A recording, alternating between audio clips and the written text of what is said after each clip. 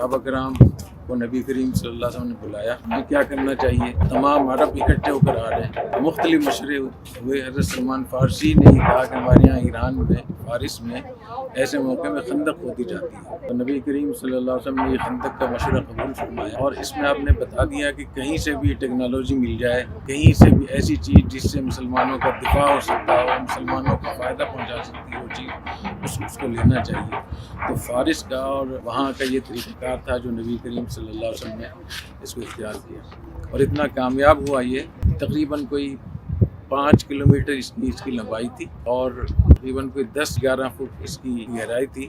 اور 13-14 فٹ اس کی چوڑائی تھی، اور نبی کریم صلی اللہ علیہ وسلم نے خود بھی اس میں شرکت فرمائی۔ جب یہ دیکھا تو 12,000 یا 25,000 کا لشکر تھا جو بے بس ہو گیا آ کر، اور پھر صحابہ کرام رضی اللہ تعالیٰ عنہ میں بہت سلمان فارسی کی قدر و قیمت بڑھ گئی۔ انصار نے کہا سلمان منا، سلمان ہم میں سے ہیں، تو سلمان تو یہاں کے نہیں تھے۔ مہاجرین نے کہا سلمان منا، نبی کریم صلی اللہ علیہ وسلم نے فرمایا سلمان منا اہل البیت، سلمان اہل بیت میں سے۔ اسی دوران وہ اچانک بے ہوش ہو گئے، اور یہ جو سامنے مسجد ہے نیچے، یہ حضرت سلمان فارسی رضی اللہ عنہ کا خیمہ تھا۔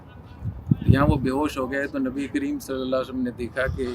ایک ثابت ان کا نام قیس تھا، تو قیس کی نظر لگے گی۔ حدیث میں آتا ہے کہ العین حق، نظر لگنا یہ حق ہے، اور اگر کوئی ایسی چیز جو تقدیر کو پچھاڑ سکتی تھی تو وہ نظر تھی۔ اور ایک روایت میں آتا ہے کہ العین تدخل الجمل القدر، نظر میں اتنی طاقت ہے کہ وہ اونٹ کو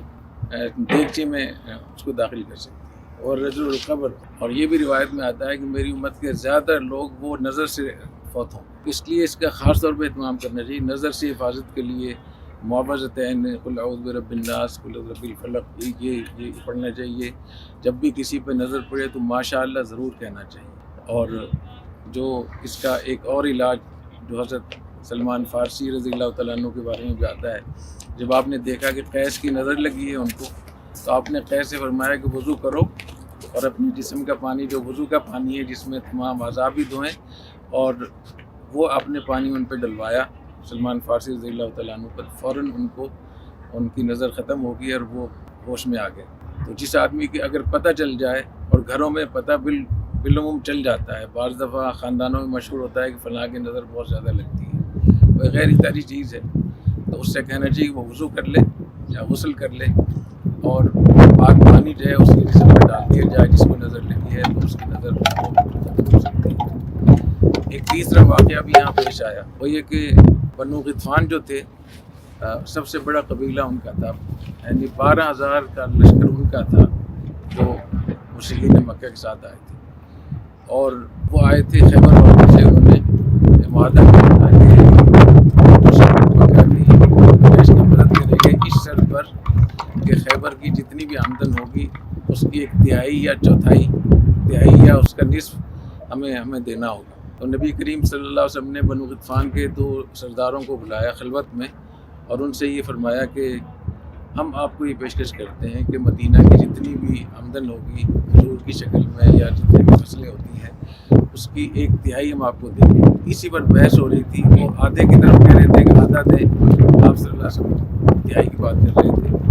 اور بعض روایت میں آتا کہ معاہدہ لکھوا لیا گیا تھا لیکن دستخط نہیں کیا۔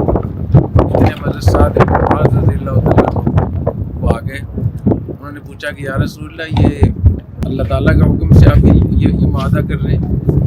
تو فرمایا کہ نہیں،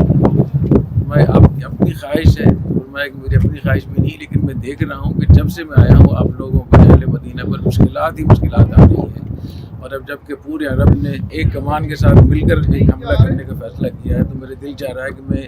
آپ لوگوں کے لیے کوئی نرمی کروں۔ تو حضرت سعد رضی اللہ تعالیٰ عنہ نے بہت تاریخی کلمات دی، انہوں نے فرمایا کہ جب ہم کافر تھے تب یہ لوگ ہم سے مہمانی میں ہی کچھ کھا پی سکتے تھے، اور جب اللہ تعالیٰ نے ہمیں ہدایت دی، اسلام سے مشرف فرمایا، اور آپ کی برکت سے اللہ نے ہمیں عزت دی، ہم سے وجیز لیں گے تو اللہ لا نعطیہم الا السیف، ہم ان کو تلوار ہی دے سکتے ہیں، اس کے علاوہ کچھ نہیں دے سکتے۔ اور یہ جو دونوں سردار تھے یہ پاؤں پھیلا کر بیٹھے ہوئے تھے نبی کریم صلی اللہ علیہ وسلم، اور ساتھ اتنے ناراض ہوئے کہ تمہیں اتنی ہمت کیسے ہوگی، تم نے رسول اللہ کی طرف پاؤں پھیلائے، اور فرمایا کہ جلدی سے پاؤں سمیٹو ورنہ تمہارے غصے تک کاٹ ڈالو۔ اور بعض روایت میں آتا ہے کہ وہ آپ نے کاغذ لے کر کاٹ دیا اور ان سے کہا کہ جو تم چاہو کر لو، تم بھاگ جاؤ یہاں سے۔ یہ اتنی بڑی قربانی تھی، اتنی ایمانی غیرت تھی صحابہ کرام رضی اللہ تعالیٰ عنہ میں، انہوں نے دین کے لیے، اسلام کے لیے، نبی کریم صلی اللہ علیہ وسلم کے لیے کیسی قربانیاں دی، اور آج ان قربانیوں کا نتیجہ ہے کہ مدینہ، پورا مدینہ مسجد نبی میں شامل ہو گیا۔ اس وقت میں جتنے بھی مدینہ کی آبادی تھی وہ مکمل طور پہ مسجد نبوی میں وہ شامل ہے، حتیٰ کہ جہاں انصار اور مہاجرین اپنے گھوڑے اور جانور باندھتے تھے وہاں بھی لوگ آج سجدہ کرتے ہیں۔ یہ اللہ تعالیٰ کا نظام ہے کہ جو قوم قربانی دیتی ہے اللہ تعالیٰ اس کو عزت دیتے ہیں۔ تو ہم قربانی دیں گے دین کے لیے، پاکستان کے لیے، امت مسلمہ کے لیے، اللہ تعالیٰ ہمیں بہت کچھ عطا فرمائیں گے۔ سبحانک اللہم و بحمدک، اشہد ان لا الہ الا انت، استغفرک۔